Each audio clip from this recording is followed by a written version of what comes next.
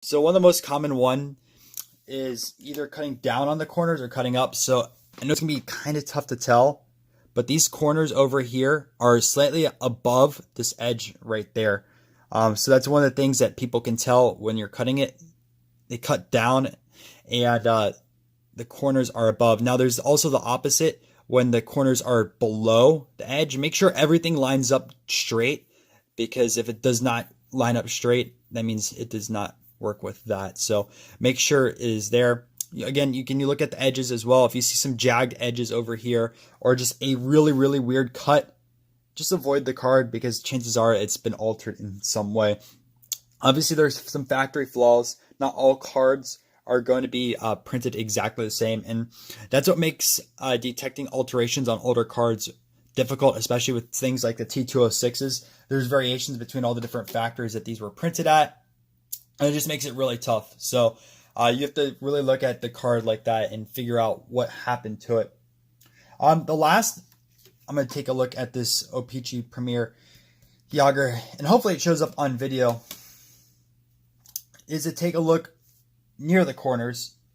And when you cut something, you notice how like a piece of paper will fold a little bit when you cut it. Well, the same thing happens with cards. And you can see slightly over here that there's that fold mark on the edge. It's very, very tiny. I don't think it's going to show up on the video. But just pretend like you're cutting a piece of paper and you know how the paper acts. Well, over here, there's some signs of it. So someone went over here and started over here and cut the card just like that. So they probably went over here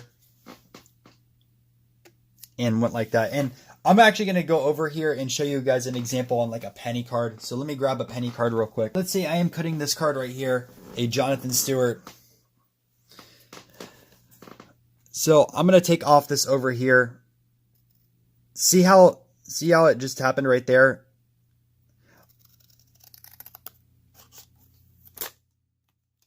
It's there. See how you can tell just a little bit. I know it's not picking up too well on camera, but just test it out for yourself on a cheap card, something that's like a 10-cent card, and you will see. Again, this was cut a lot differently than the factory, so you can tell that as well right here. And lastly, guys, never trim a card. We all talk about the famous Hannes Wagner T206, the one that's been owned like by Gretzky, the one that was the first grade by PSA, was trimmed. And it's bad for the hobby because collectors get burned.